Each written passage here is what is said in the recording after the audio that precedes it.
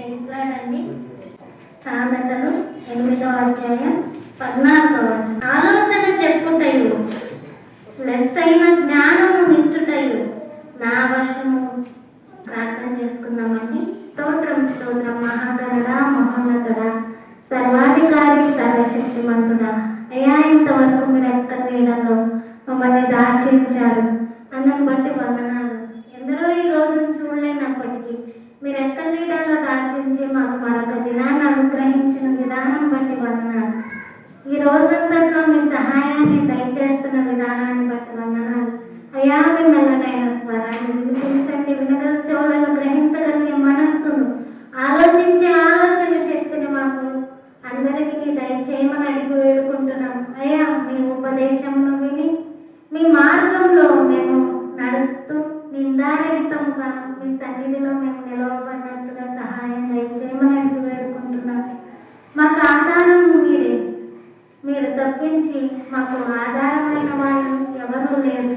ఇశ్రాయేలీయులకు ఆధారమైన వాడు మనుష్యుడు కాడు అని చెప్పి మీరు సెలవిచ్చారు కదా.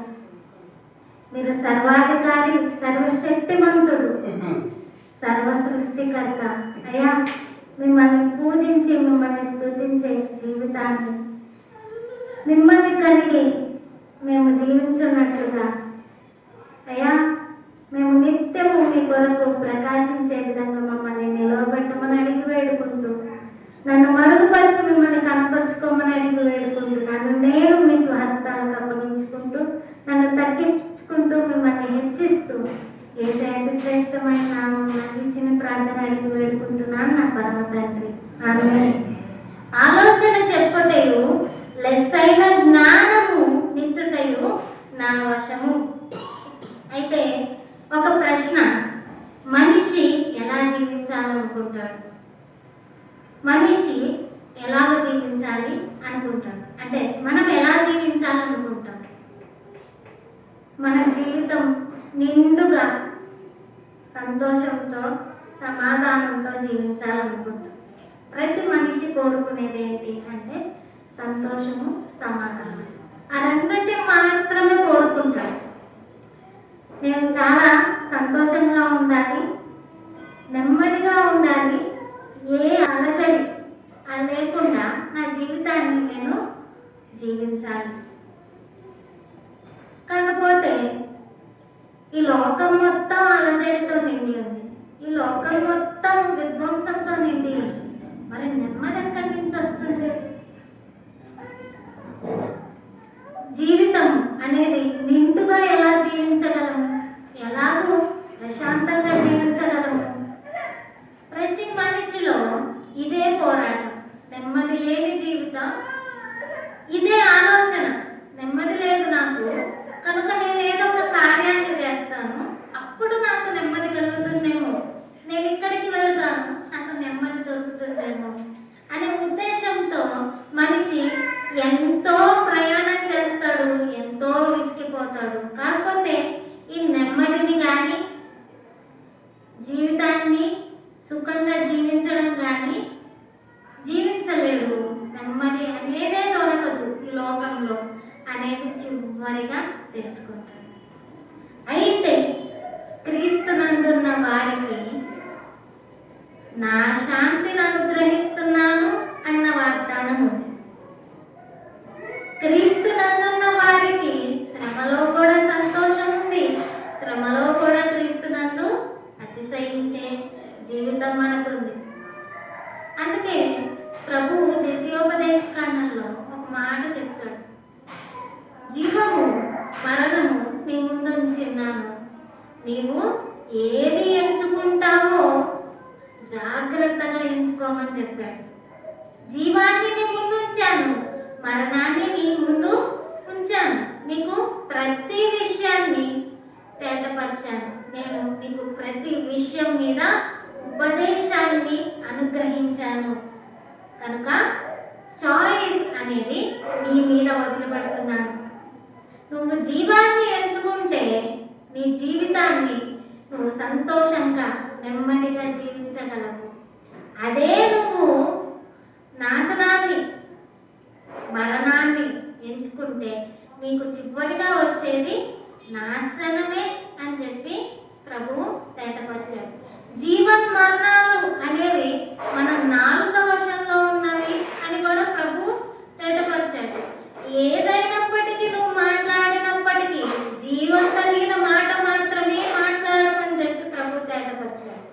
ఈరోజు మన నోరు, మన తలంపులు, మన ఆలోచనలు ఏ విధంగా మనం ఆలోచిస్తున్నాం, మన ఆలోచనల ద్వారా వచ్చిన మాటలను మనం ఎలాగ మాట్లాడుతున్నాం అని ప్రభువు ఈ దినాన ప్రశ్నిస్తున్నాడు మనల్ని. మనం జీవాన్ని పలుకుతున్నామా? జీవాధిపతి యొక్క పిల్లలమైన మనము జీవాన్ని పలుకుతున్నామా? నాశనాన్ని పలుకుతున్నామా? మరణాన్ని పలుకుతున్నామా? మనము ప్రతి ఉచ్చరించే మాటకు మనము జవాబుదారులము అని ప్రభు తేటపరుస్తున్నాడు. మన ఆలోచనలు, మన తలంపులు ఆయన ఎరిగి ఉన్నాడంట. ఆయన ఎరిగి నీ ఆలోచనలు, నీ తలంపులు వంటివి కాదు నా తలంపులు. నీ ఆలోచనల కంటే నా ఆలోచనలు ఎంతో గొప్పవి, అవి అతి గంభీరమైనది అని ప్రభు తేటపరుస్తున్నాడు. ఈరోజు మనము చాలా మార్లు ఆలోచనలలో తప్పిపోతాం. ప్రభు తేటపరుస్తున్న మాట ఏంటి అంటే, ఆలోచన, మనిషిలో నుండి పుట్టే ఆలోచన అనేది చాలా ప్రాముఖ్యమైనదంట. ఆ ఆలోచన వలనే మనిషి నోటి నుండి మాటలు వస్తాయి, మనిషి చేతలు అలా ఆ విధంగానే ఉంటాయి. నీ ఫీడ్లో, నీ బ్రెయిన్లో ఏముంటుంది అన్న దాన్ని బట్టే నీ యొక్క నాలుక వచ్చిస్తుంది. నీ హృదయంలో ఏది ఉంటే నీ మస్తిష్కంలో, అంటే నీ బ్రెయిన్లో అదే ఉంటుంది. నీ మస్తిష్కంలో ఏదైతే ఉంటే అది నీ నాలుక వచ్చిస్తుంది. అది జీవమా మరణమా నీవు ఎంచుకోమంటున్నాడు. ఈ ఆలోచన అనేది ఎటువంటిది అంటే మార్గం చూపించేదంట. ఆలోచన దేనికి మార్గం చూపిస్తుంది? నిర్ణయం తీసుకోవడానికి మొట్టమొదటిగా మార్గం చూపిస్తుంది. కార్యం జరిగించడానికి ఈ ఆలోచన అనేది చాలా ప్రాముఖ్యమైనది, ఇంపార్టెంట్ పార్ట్. దీన్ని కౌన్సిల్ అని కూడా మనం అంటాం ఇంగ్లీష్లో. అదే హెబ్రీ భాషలో అయితే ఎత్సా అంటారు. అది చాలా ఆలోచన తర్వాత రూపొందించిన ప్రణాళిక ఎత్సా అన్న మాటకు అర్థం. బోవల్ అనేది గ్రీక్ భాషలో అంటారు. అయితే ఇక్కడ ఆలోచనలు అనేక రకాలు ఉన్నాయి. మొదటిగా సొంత ఆలోచనలు, మనం సొంతంగా ఆలోచించే ఆలోచనలు. రెండవది దుష్టుల ఆలోచనలు. మూడవది నీతిమంతుని ఆలోచనలు, దేవుని నుండి వచ్చే ఆలోచనలు. ఈ మూడు రకాల ఆలోచనలు అనేవి మనిషి యొక్క జీవితంలో మనం చూడగలుగుతాం. ఈ ఆలోచన ఏమి చేస్తుంది అంటే మనము పయనించే మార్గాన్ని నిర్దేశిస్తుంది ఈ ఆలోచన. కనుక ఈ ఆలోచన చాలా ప్రాముఖ్యమైనది. ఏ ఆలోచన మనం తీసుకున్నప్పటికీ అది ప్రార్థనతోనూ పరీక్షించుకొని దేవునికి ఇది అంగీకారమైనదేనా, ఇది పరిశుద్ధ లేఖనానికి విరోధంగా ఉందా ఈ నా ఆలోచన అని పరీక్షించుకొని ఆ తర్వాత ఆ ఆలోచనను మనము కార్యాచరణలోకి పెట్టాలని ప్రభు తేటపరుస్తున్నాడు. సంవత్సరాలు గతించిపోతున్నాయి. ఇది చిట్ట చివరి ఆదివారం, 2025లో చిట్ట చివరి ఆదివారం. అయితే ప్రభు తేటపరుస్తున్న మాట, ఇన్నాళ్ళు, ఇన్ని సంవత్సరాలు మనము మన ఆలోచనలలో పయనించి ఎంతో నాశనాన్ని చూసుంటాం, ఎంతో బాధను కొని తెచ్చుకొని ఉంటాం. నిరీక్షణ లేని పరిస్థితిలో మనం ఈరోజు ఉండొచ్చు. నా జీవితాన్ని ఎవరు బాగు చేయలేరు, ఈ ఆలోచన వాళ్ళ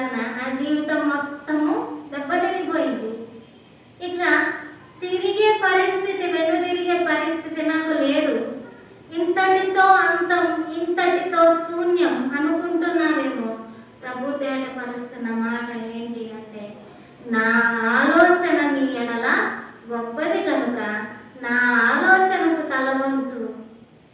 2026లో ప్రవేశించక మునుపే నీ జీవితాన్ని నాకు సమర్పించు అంటున్నాడు ప్రభు. 2026లో ఫలదాయకంగా రెట్టింపు ఘనతతో నిన్ను నేను బహుకరిస్తాను. నీకు జీవితం అంటే, ప్రభుతో ఉన్న జీవితం అంటే ఇలా ఉంటుందా, ప్రభు ప్రేమ ఇంత గొప్పదా అని రుచి చూచే విధంగా చేస్తాను అని ప్రభువు తేటపరుస్తున్నాడు.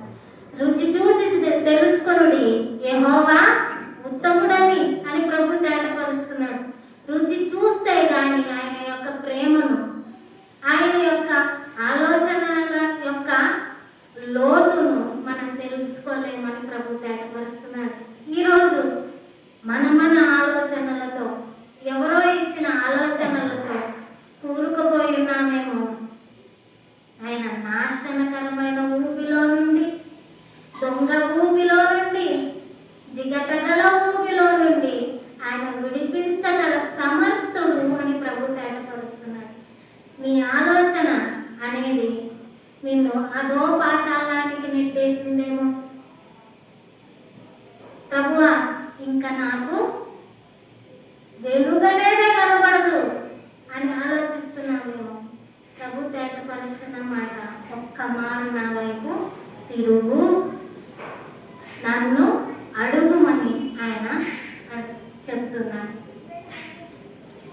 దుష్టుల ఆలోచన ఎటువంటిది అంటే, కీర్తనలు మొదటి కీర్తన అనేది మనం చిన్నప్పటి నుంచి ఏంటంటే కంఠోపాఠంగా చెప్పేస్తాం. దుష్టుల ఆలోచన చెప్పుకున్నాడు, ఒక పాపుల మార్గం అని లోకం, అపహాసకులు కూర్చుండు చోటున కూర్చుండగా అని చెప్తాం. కాకపోతే మన జీవితంలో మనం పాటిస్తున్నామా అని ప్రభు ప్రశ్నిస్తున్నాడు. దుష్టుల ఆలోచన చెప్పున నడువక. ఫస్ట్ పాయింట్ ప్రభు తేటపరుస్తుంది, దుష్టుల యొక్క ఆలోచన ప్రకారము నడవద్దు అని ప్రభువు చెబుతున్నాడు. పాపుల మార్గాన నిలవద్దు అని చెప్తున్నాడు. అపహాసకులు కూర్చుండు చోటున కూర్చుండద్దు అంటున్నాడు. ఇక్కడ 3 పాయింట్స్ చాలా చాలా ఇంపార్టెంట్. ఏంటి? నడవద్దు, నిలవద్దు, కూర్చోవద్దు. ఈ 3 పాయింట్స్ అనేవి మన జీవితంలో మనం ఎప్పుడు గుర్తుపెట్టుకోవాల్సింది. దేవునికి విరోధమైన మనుషులు ఎక్కడ ఉంటారో అక్కడ ఆ దారికి వెళ్ళే దారిని మనము వెళ్ళొద్దు. రెండవదిగా, వాళ్ళు మాట్లాడుతున్నప్పుడు నిలవద్దు, వాళ్ళ దగ్గర కూర్చోవద్దు అని ప్రభు తేటపరుస్తున్నారు. మొట్టమొదటిగా, మన దురాశ ఏం చేస్తుంది? మనలో దేవునికి విరోధమైన క్రియలు ఏం చేస్తాయి అంటే, పాపం వైపు మనల్ని అడుగులేసేటట్టు చేస్తుంది. అడుగులే కదా అనుకుంటాం, అక్కడ నిలిచిపోతాం. నిలిచిపోయిన తర్వాత పాపంతో కూర్చుంటాం అంటే సహవాసం చేస్తాం. అందుకే ప్రభు తేటపరుస్తున్న మాట ఏంటి అంటే, మొట్టమొదటిగా పాపాన్ని ఎంటర్ అవ్వనీయకు అని చెప్తున్నాడు. మనలో ఎన్నో గేట్స్ ఉంటాయి. మన యొక్క శరీరము అనేది ఏం చేస్తుందంటే ఒక ఓపెన్ విండో లాగా పనిచేస్తుంది. అనేక మార్లు పాపానికి, అపవాది దురాశ పెడతాడు. దురాశ పెట్టిన వెంటనే మనం ఏం చేస్తాము? ఆ మార్గంలో నడుస్తాం. నడిచినప్పుడు చిన్న నడకే కదా, తప్పేముందిలే అనుకుంటాం. వెళ్తాము, నిలుస్తామంటే చేస్తాం. దాంతోనే సహవాసం చేస్తాం. ఆ దుష్టుల మార్గం దేనికి వెళ్తుందంట?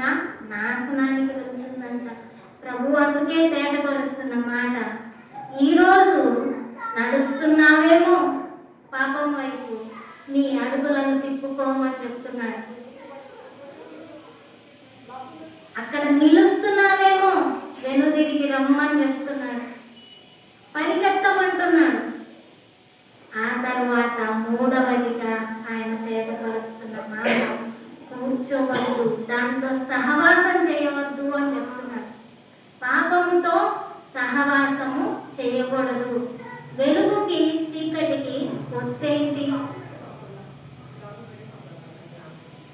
మీ యొక్క కాడి అనేది అవిశ్వాసికి విశ్వాసికి కాడి అనేది ఇస్తే జీవితంలో వాళ్ళిద్దరూ ఎలాగ ప్రయాణిస్తారు?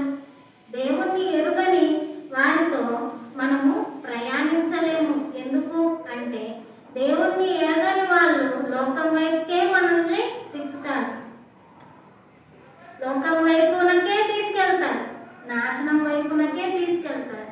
అందుకే ప్రభు తేటపరుస్తున్న మాట, నీతిమంతులతో సహవాసం కలిగి ఉండమని ప్రభు తేటపరుస్తున్నాడు. ఏదైతే మన యొక్క హృదయంలో ఉంటుందో అదే నోరు వచిస్తుంది, అదే మన జీవితంలో జరుగుతుంది. కనుక మన హృదయంలో ఎల్లవేళలా దేవుని వాక్యాన్ని ఉంచుకోమంటున్నాడు, నీతిమంతులతో సహవాసం చేయమంటున్నాడు, దేవునితో సహవాసం చేయమంటున్నాడు. పాపుల యొక్క మార్గాన మనని వెళ్ళకుండా ఆయన జాగ్రత్త పడమంటున్నాడు. పాపము మనిషిని మార్గం తప్పిస్తుంది, మనిషిని మార్గం తప్పించిన తర్వాత నాశనం చేసేస్తుంది. తర్వాత మరలా తిరిగి వెలుగుని చూడగలమా? చీకటితో సహవాసం చేసిన మనుషుడు వెలుగుని తిరిగి చూడగలరా? చీకటితో నిండిన జీవితం వెలుగుతో సహవాసం చేయగలరా?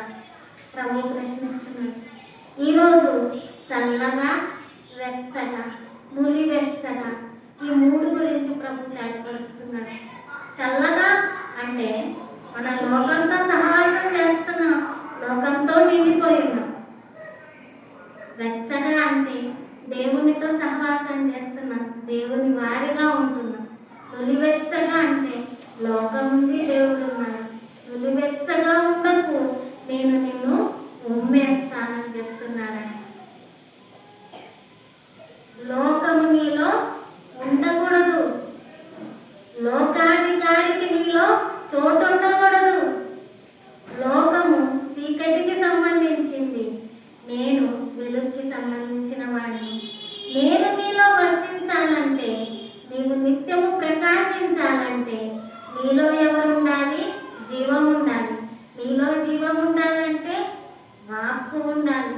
వాక్కు మాత్రమే నీలో జీవాన్ని అనుగ్రహించగలదు అని ప్రభు తేటపరుస్తున్నాడు. అందుకే దుష్టుల మార్గంలో వెళ్ళకు, దుష్టులు చెప్పే ఆలోచనలు తీసుకోవద్దు అని ప్రభు తేటపరుస్తున్నాడు.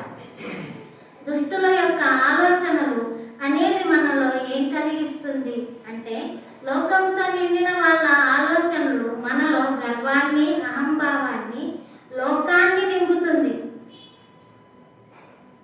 ఐశ్వర్యం సంపాదించాలి, ఎంతగానో సమకూర్చుకోవాలి అనుకుంటాం. ఏదేదో కావాలి అని దేవునికి విరుద్ధమైన జీవితాన్ని జీవిస్తూ దేవునికి దూరంగా వెళ్ళిపోతాం, విరోధులుగా తయారవుతాం. అక్కడ వెలుగు వసించదు అని ప్రభు తేటపరుస్తున్నాడు. వెలుగు నీలో వసించాలి, వెలుగుమయంగా నీవు ఉండాలంటే లోకులతో సహవాసం చెయ్యకు అని ప్రభు తేటపరుస్తున్నాడు. లోకం నాటి కాదు అని ప్రభు తేటపరుస్తున్నాడు. కానీ నీవు దేవుని వాడవు, నీవు దేవుని స్వహస్తాలతో చేయబడిన వాడవు. కనుక లోకానికి నీకు పొత్తు ఉండకూడదు. నీవు ఆత్మ స్వభావం కలిగి జీవించాలి అని ప్రభు తేటపరుస్తున్నాడు. శరీరము బలహీనము, కానీ ఆత్మ స్థిరమైనది. ఆత్మ నిత్యం వసించేది. ఆత్మకు మరణం లేదు, శరీరానికి మరణం ఉంది. మనిషి జీవించే ఈ కొద్దిపాటి జీవితంలో ఆత్మ విషయమై అతను నిత్యం వర్ధిల్లుతూ ఉండాలి. ఈరోజు లోకంతో పొత్తు పెట్టుకున్నావేమో, ఒక్కసారి ప్రభునాడు. ఆ దినాలలో అహితోపేలు అని ఒక మనిషి ఉన్నాడంట. అహితోపేలు ఎంతటి జ్ఞానవంతుడు అంటే, ఎంతటి మంచి ఆలోచనలు చెప్పే వ్యక్తి అంటే, దావీదు కళ్ళు మూసుకొని అహితోపేలు చెప్పిన ఆలోచనను వినేవాడంట. 2 సమూయేలు 16:23 మనం చూసినట్లయితే, ఆ దినములలో అహితోపేలు చెప్పిన ఏ ఆలోచన అయినను ఒక్కడు దేవుని యొద్ద విచారం చేసి పొందిన ఆలోచన అయినట్లుగా ఉండెను.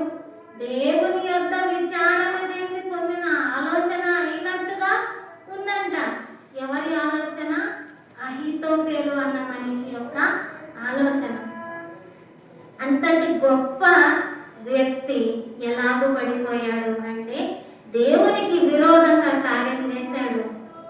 దేవుడు అభిషేకించిన దావీదునకు వ్యతిరేకంగా కార్యం చేశాడు. దేవుని అభిషిక్తులకు వ్యతిరేకంగా కార్యం చేసిన వాళ్ళు దేవుణ్ణి కనుగుడ్డుని ముట్టిన వాళ్ళు అని ప్రభు తేటపరుస్తున్నాడు. కనుగుడ్డుని ముట్టిన వాళ్ళు ఊరుకుంటామా? మన కనుగుడ్డుని ఎవరన్నా పొడవాలని చూస్తే ఊరుకుంటామా? తోసి పారేస్తాం కదా చెయ్యి. అలానే అహితోపేలు యొక్క జీవితము ఉరి పెట్టుకోవడం వలన ముగింపబడింది. అహితోపేలు గొప్ప జ్ఞాని. దేవుడిచ్చిన జ్ఞానాన్ని దేవునికి విరోధంగా వాడాడు. దేవుని అభిషిక్తులకు వ్యతిరేకంగా వాడాడు. అందువలన అతని జ్ఞానము అనేది వస్త్రహీనులుగా చేయును అని ప్రభు బయటపరుస్తున్నాడు. జ్ఞానులను వస్త్రహీనులుగా చేయువాడను నేను. ఎవరైనా దేవునికి విరోధంగా చేసిన ప్రతి కార్యము నిరోధని ప్రభు తేటపరుస్తున్నాడు. యెహోవాకు విరోధమైన జ్ఞానమైనను వివేచన అయినను ఆలోచన అయినను నిలువదు అని ప్రభు తేటపరుస్తున్నాడు. ఈరోజు దేవునికి వ్యతిరేకమైన ఆలోచనలు మనలో ఉన్నాయేమో ఒక్కసారి పరీక్ష చేసుకున్నాం. ప్రభువా, నాలో నీకు విరోధమైన ఆలోచనలు ఉన్నాయి కనుక నన్ను క్షమించి నీ ఆలోచనలుగా మలుచు. జీవం పుట్టించే ఆలోచనలు నాలో కలిగించి నీ ధర్మశాస్త్రాన్ని అనుసరించే జీవితాన్ని నాకు ఇవ్వమని అడుగుదాం. ఒక దుష్టునిగా దేవునికి విరోధిగా మన జీవితం అయిపోతే ఎంత అంటే ఒక సామెత ఉంటుంది, ఇంటనక చచ్చినట్లు అన్న ఒక సామెత ఉంటుంది. ఇంత జీవితం జీవించి ఇంటనక చచ్చినట్లు అన్నట్టు. ఒక చిన్న ఆలోచన అనేది దేవుని నుండి మనని దూరం చేస్తుంది, దేవుని సన్నిధికి రానికుండా చేస్తుంది. ఒక ఆలోచన అపవాదికి వచ్చింది. ఏం ఆలోచన వచ్చింది? దేవుణ్ణి మహిమను చూశాడు. దేవుడు ఎవరో చూశాడు. దేవుని యొక్క అధికారం తెలుసు. అయినప్పటికీ దేవుని నక్షత్రముల కంటే పైగా నేను నా సింహాసనం వేసుకుంటానని చెప్పి అతిశయించాడు. ఆ ఒక్క ఆలోచన పడద్రోయబడ్డాడు. నిత్య నాశనం. క్షమాపణ లేదు అపవాదికి. ఎందుకు అంటే తెలిసి చేశాడు కనుక. దేవుడెవరో అన్ని తెలిసి చేశాడు కనుక. మనిషికి క్షమాపణ ఎందుకో ఉంది తెలుసా? నువ్వు తెలిసి చేసిన తెలియక చేసిన ఆయన నిన్ను నిత్యం ప్రేమిస్తున్నాడు కనుక. ఆయన మాట వినని, ఆయన ఆలోచనలో అంగీకరించి జనముల యొద్ద ఆయన చెయ్యి చాచి పిలుస్తున్నాడంట. నిరంతరం యెషయా గ్రంథంలో ఈ యొక్క వాక్యం రాయబడి ఉంటుంది. ఆయన నిత్యము చేతులు చాపి మనల్ని పిలుస్తున్నాడంట. వాడిని దుష్టుడు అంటాం. ఎందుకు దుష్టుడు అంటాము? దేవుని నుండి తొలగిపోయాడు కనుక దుష్టుడు. దుష్ట ఆలోచనలు చేసే ప్రతి ఒక్క మనిషి, వాడి యొక్క ఆలోచనలు కలిగిన ప్రతి మనిషి కూడా వాడితో సహవాసం చేసేవాడు. దేవునికి విరోధమైన ప్రతి కార్యము అది విరోధికి చెందిన వాడే అని ప్రభు తేటపరుస్తున్నాడు. రెండు పక్షాలు, దేవుని పక్షం, విరోధి పక్షం, లోకం పక్షం, ఆత్మ పక్షం. ఏ పక్షంలో మనం ఉన్నాము? జీవంలో ఉన్నాము, మరణంలో ఉన్నాము. మన ఆలోచన, మన చేతలు నిర్ణయిస్తాయని ప్రభు తేటపరుస్తున్నాడు. సొంత ఆలోచనలు చాలా మనము చేస్తూ ఉంటాం. ఏంటి సొంత ఆలోచన అంటే? ప్రభు తేటపరుస్తున్న మాట ఏంటి అంటే, యెషయా 30:1 మనం చూసుకున్నట్లయితే, యెహోవా వాక్కు ఇదే, లోబడని పిల్లలకు శ్రమ, పాపము కూర్చుకున్నట్లుగా వారు నన్ను అడగక ఆలోచన చేయుదురు, నా ఆత్మ నియమింపని సంధి చేసుకుందురు. నన్ను అడగక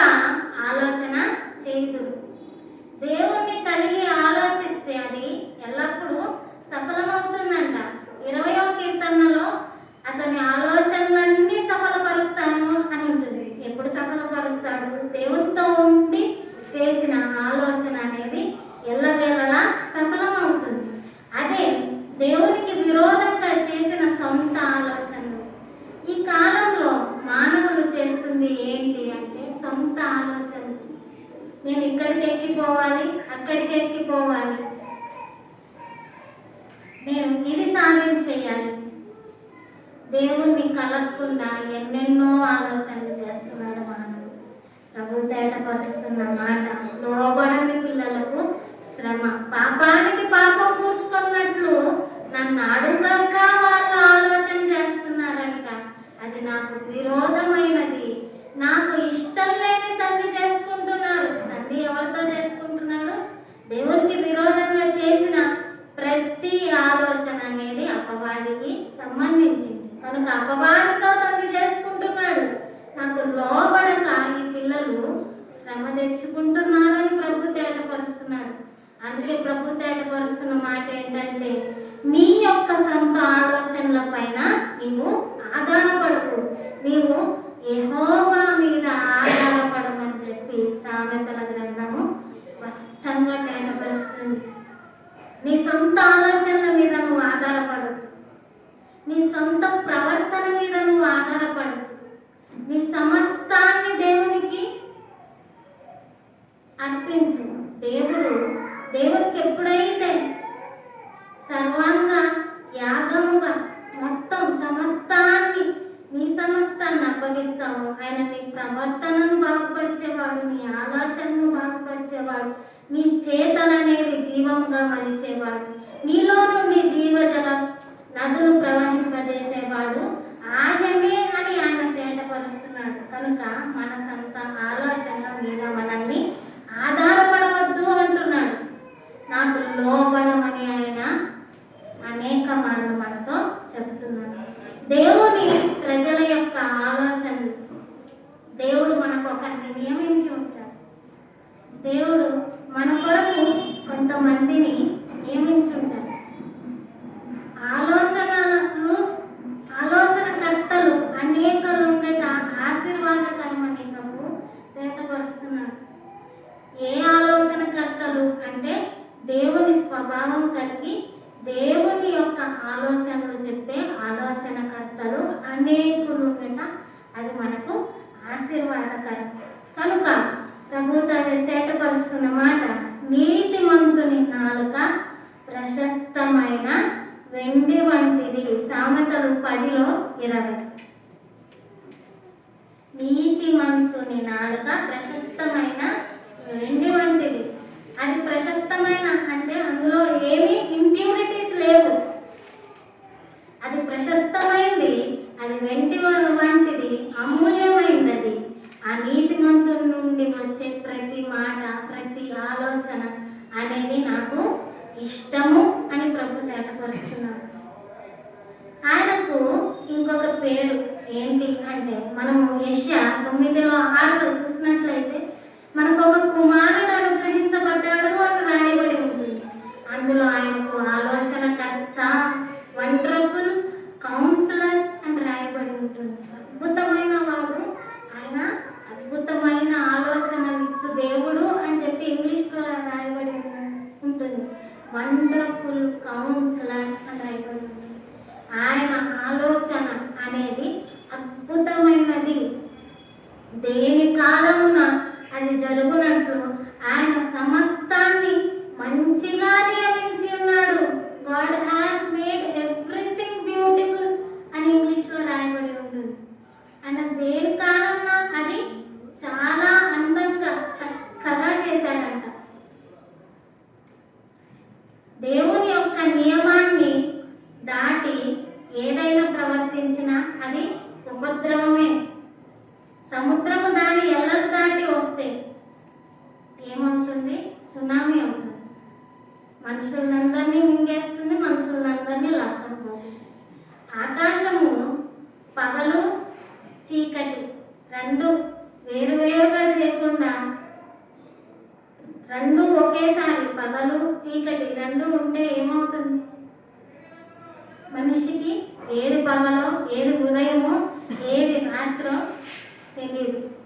సూర్యుడు తన కాలమందు రాకుండా, చంద్రుడు తన కాలమందు రాకుండా, నక్షత్రములు తమ కాలమందు రాకుండా కాలచక్రాన్ని అవి విస్మరిస్తే ఏమవుతుంది అంటే సీజన్స్ అనేవి మారిపోతాయి, ఉపద్రవాలు కలుగుతాయి. భూమి తనంతట తాను తిరుగుతూ, సూర్యుడు చుట్టూ తిరుగుతూ ఉండకపోతే ఏమవుతుంది? మనిషి యొక్క మనుగడే ముగింపు పలుకుపోతుంది. అయితే ప్రభు తేటపరుస్తున్న మాట ఏంటంటే, దేని కాలమందు నేను దాన్ని చక్కగా చేస్తున్నాను, నా ఆలోచనలన్నిటిలో స్థిరపరిచి కార్యము చేస్తున్నాను. నేను ప్రతిదానికి ఎల్లలున్నాయి, ప్రతివి నా మాట వింటున్నాయి. కాకపోతే మనిషిగా మనము ఆయనకు లోపడటం లేదు అని ఆయన తేటపరుస్తున్నాడు. పరిశుద్ధాత్మకి పేరేంటి అంటే ఆయన సమస్తము బోధించువాడు అని చెప్పి పరిశుద్ధ లేఖన తేటపరుస్తుంది. క్రీస్తునకు మనం ఎలాగో సాక్షులుగా ఉండాలి అని ఆయన యొక్క బోధను మనకు వివరిస్తూ మన హృదయంలో సమస్తాన్ని బోధించి మనకు నిత్యము క్రీస్తుతో మనం నడిచినట్లుగా చేయవాడు పరిశుద్ధాత్మ దేవుడు. యోహాను 14:26లో ఆయన మీకు ఒక ఆదరణకర్తను నేను మీకు పంపిస్తున్నాను, ఆయన మీకు సమస్తం బోధిస్తాడు అని చెప్తారు. సమస్త ఆలోచనలన్నిటినీ, సమస్త ఉపదేశములన్నిటినీ మనకు బోధించువాడు ఎవరంటే పరిశుద్ధాత్మ దేవుడు. ఆయనను కలిగి ఉంటే, ఆయనను మన నిత్యము మనలో వసింప చేయనిస్తే, నిత్యము మనకు ఉపదేశిస్తాడంట. నిత్యము మనం నడవలసిన మార్గం మనకి బోధిస్తాను, మీకు ఆలోచనలు చెప్తాను, నేను నిత్యం మీకు ఉపదేశిస్తాను, నేను నడవలసిన మార్గాన్ని నేను మీకు చూపిస్తాను అని ప్రభు తేటపరుస్తున్నాను. ఈరోజు చాలా మందిని మనం బాధపడుతున్న ఒక అంశం ఏంటంటే, ఒక డిజీజ్ అన్నారా, మరి దాన్ని ఏమంటామో మనకు తెలియదు, కానీ దుడుకుతనంతో వచ్చే ఆలోచనలన్నీ దుడుకుతనంతో మనం ఏం చేసేస్తాం. అవి దేవుని ఆలోచన కాదా పరీక్షించుకో, దేవుడిని అడగం, మన సొంత ఆలోచన వెళ్ళిపోయి చేసేస్తాం. దానివల్ల మనం ఎన్నో బాధలు తెచ్చుకుంటున్నామని ప్రభు తేటపరుస్తున్నాడు. యాంగ్షియస్ థాట్స్, దేవుడు ఆసక్తి కలిగిస్తాడంట, కానీ యాంగ్షియస్నెస్ కాదు, దుఃఖతనం ఆయన కలుగజేస్తుంది కాదు. ఆయన స్వరము అనేది క్లియర్గా వినబడుతుంది. ఆయన స్వరము స్పష్టత కలిగిన స్వరము. ఆయన స్వరములో కన్ఫ్యూజన్ లేదు. ప్రభు తేటపరుస్తున్నాడు. ఈరోజు ఏదన్నా మనలో కన్ఫ్యూజన్ పుట్టిస్తుందా, తొందర పెడుతుందా, తొందరగా చెయ్యాలి అన్ని అని చెప్పి తొందర పెడుతుందా, దుడుగ్గా ప్రవర్తించాలని ప్రేరేపిస్తుందా, అది విరోధి నుండి వచ్చిన ఆలోచనని ప్రభు తేటపరుస్తున్నాడు. దుడుకుతనం అనేది, తర్వాత యాంగ్షియస్నెస్, తొందరపాటుతనము అనేది దేవుని ఆత్మ పుట్టించదు. దేవుడు ఎప్పుడు స్పష్టంగా పలుకుతాడు, ఇది నా మాట, ఇది నువ్వు నడవవలసిన త్రోవ, ఇందులో నడవు అని చెప్పి ఆయన స్పష్టంగా మాట్లాడతాడు. ఆయన యొక్క స్వరము అనేది నెమ్మది పుట్టిస్తుంది అని ప్రభు తేటపరుస్తున్నాడు. నెమ్మది లేకుండా ఆలోచనలు ఏవేవో సుడిగుండాల్లాగా తిరిగిపోతున్నాయా, కూర్చొని ప్రార్థన చేయమని ప్రభు తేటపరుస్తున్నాడు. తొందరపడొద్దని చెప్తున్నాడు ఆయన. ఈరోజు సుడిగుండంలాగా ఎన్నో ఆలోచనలు తిరుగుతున్నాయేమో మనలో. ఒక వ్యక్తి కూడా దేవుని ఎదుట ఇలానే బలహీనపడ్డాడు.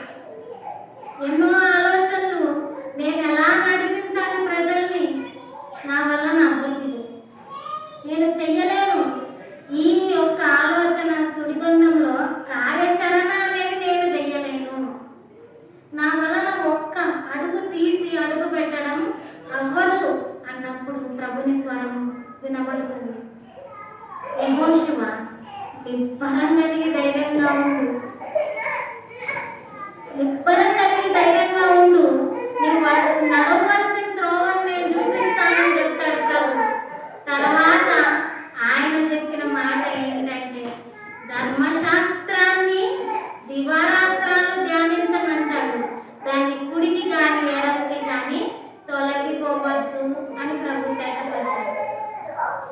యెహోషువ ఎప్పుడైతే ప్రభువు చెప్పిన మాటను అంగీకరించాడు, నిబ్బరం కలిగి ధైర్యంతో ప్రభుపై ఆనుకొని ప్రభు యొక్క ధర్మశాస్త్రాన్ని నిరంతరము పాటించాడు. చదవడం మాత్రమే కాదు, దాన్ని పాటించాడు. ఆ యొక్క ధర్మశాస్త్రం ఆధారంగా జీవించాడు కనుక సూర్యుడిని నిలిపివేశాడు. తన ప్రార్థనాత్మ ఎంత గొప్పగా ఉందంటే సూర్యుడిని దినమంతా నిలిపివేశాడు. ఇశ్రాయేలీయులు తమ యొక్క యుద్ధంలో గెలవగలిగేటట్టు చేశాడు. ఇశ్రాయేలీయులకు వాళ్ళు స్వాధీనపరచుకోవాల్సిన దేశాన్ని స్వాధీనపరిచాడు. ఈరోజు మనం కూడా అదే దుడుకుతనంతో వెళ్తున్నామేమో. ప్రభు తేటపరుస్తున్న మాట, నెమ్మదించు, నిబ్బరం కలిగి ధైర్యంగా ఉండు, నా యొక్క ధర్మశాస్త్రము ప్రకారం నడవమంటున్నాడు. ధర్మశాస్త్రం అంటే దేవుని వాక్యం ప్రకారం నడవమంటున్నాడు.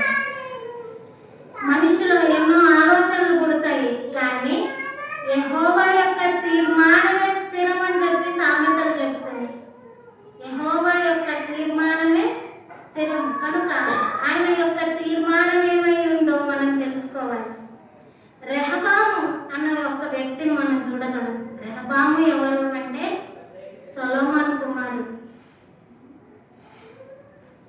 తన యొక్క తండ్రి దగ్గర పనిచేసిన ఆలోచనకర్తల యొక్క ఆలోచనలు వినకుండా వృద్ధులు గల వాళ్ళు అనుకొని తన యొక్క ఏజ్ యొక్క ఆలోచనలు విని తన యొక్క రాజ్యాన్ని సగం చీలిక అవ్వడానికి కారణమయ్యాడు.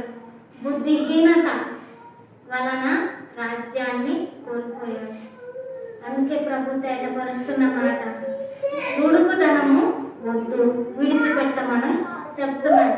2 కొరింథీలు చివరిగా 2 కొరింథీలకు రాసిన పత్రిక 10వ అధ్యాయం 5వ వచనం. 2 కొరింథీలకు రాసిన పత్రిక 10వ అధ్యాయం 5వ వచనంలో చూసినట్లయితే ప్రతి ఆలోచనను క్రీస్తుకు లోబడినట్లు చెరపట్టి అని చెప్తున్నాడు. ప్రతి ఆలోచన క్రీస్తుకు లోబడే విధంగా చేయాలంట ఒక క్రైస్తవుడు. ఈరోజు మనము మన యొక్క ఆలోచనలు క్రీస్తుకు లోబడే విధంగా చెయ్యాలి. ఎలాగో చేయగలము? పరిశుద్ధాత్మ దేవుని యొక్క సహవాసం వలన. పరిశుద్ధాత్మునితో మనం నిత్యము సహవాసం చేస్తే మన ఆలోచనలు అన్నిటినీ ఆయన క్రీస్తుకు లోబడే విధంగా చేస్తాడు. క్రీస్తుకి ఏది వ్యతిరేకమో ఏది అనుకూలమో మనకి బోధిస్తాడు. అందుకే ఈరోజు ప్రభు మనకు నేర్పిస్తున్న పాఠం ఏంటంటే, ఫస్ట్ రీడ్, చదవమంటున్నాడు. ఆయన వాక్యాన్ని మనము చదవాలంటున్నాడు. తర్వాత మెడిటేట్, ధ్యానించమంటున్నాడు. ఆ వాక్యం నాకేం బోధిస్తుంది? క్రీస్తు నాకేం బోధిస్తున్నాడు? పరిశుద్ధాత్మ దేవుడు వాక్యం ద్వారా నాతో ఏం మాట్లాడుతున్నాడు? నాలో దిద్దుకోవాల్సినవి ఏమున్నాయి అని ఆయన అడగమంటున్నాడు. తర్వాత వాటి ప్రకారము నడవమంటున్నాడు. వాటి ప్రకారము walk according to the word అని చెప్తున్నాడు. ఈరోజు మనము according to word, according to Satan పరీక్షించుకోవాలి. According to word or word, ఈ రెండు మన చేతిలోనే ఉంది. సీక్ అండ్ బీ ఒబీడియంట్ అని చెప్తున్నాడు. నన్ను వెతకమంటున్నాడు. నన్ను కనుగొని నా యొక్క ఉపదేశాన్ని విని ఆ యొక్క ఉపదేశానికి లోబడమని చెప్తున్నాడు. దెన్ యు విల్ ఫ్లరిష్ అని చెప్తున్నాడు. నీవు ఫలించదము అని చెప్తున్నాడు. ఆకు వాడక నిత్యము తన కాలమందు ఫలమిచ్చు చెట్టు వలె ఉంటాడంట. ఎవరు? ధర్మశాస్త్రాన్ని ధ్యానించువాడు, దేవునికి అనుకూలమైన ఆలోచనలు కలిగిన వ్యక్తి, దేవుని ఆలోచనలను కార్యాచరణలో పెట్టిన వ్యక్తి నిరంతరము అతను ఫలదాయకంగా ఉంటాడు అని ప్రభు తేటపరుస్తున్నాడు.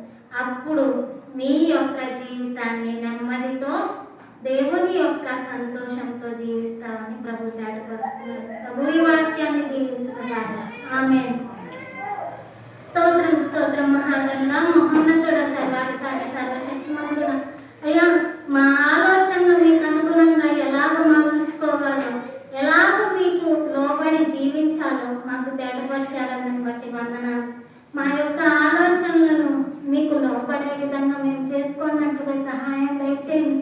మీ పరిశుద్ధ ఆత్మతో మేము సహవాసం చేసి నిత్యము మీరెలాగ పరిశుద్ధులుగా ఉన్నారో మేము కూడా పరిశుద్ధంగా జీవించినట్టుగా సహాయం దయచేయమని అడిగి వేడుకుంటున్నాను.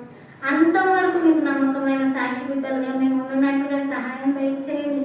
అయ్యా ఇంతవరకు 2025లో మీ యొక్క కృపా కనికరాలను బట్టి మిమ్మల్ని స్తుతిస్తూ, మిమ్మల్ని కనపరుస్తూ, మీ యొక్క నామం హెచ్చిస్తూ, అయ్యా మీకే సమస్త ఘనతను సమర్పించుకుంటూ, అయ్యా లోబడకపోయినప్పటికీ కూడా అనేక మార్లు కృపా కనికరాలతో మీ స్వస్థాన్ని మాకై చాచి ఉంచారు కదా, అందు నిమిత్తం వందనాలు చెల్లిస్తున్నాం. మాలో మీకు వేరైన ప్రతి తీగను కత్తిరించి వేసి అయ్యా మీలో ఒదిగి ఎదిగే జీవితాన్ని మాకు దయచేయమని అడిగి వేడుకుంటున్నాను. యేసయ్య అతి శ్రేష్టమైన నామమున అతి వినయంగా ఇచ్చిన ప్రార్థన అడిగి వేడుకుంటున్నాను నా పరమ తండ్రి. ఆమేన్.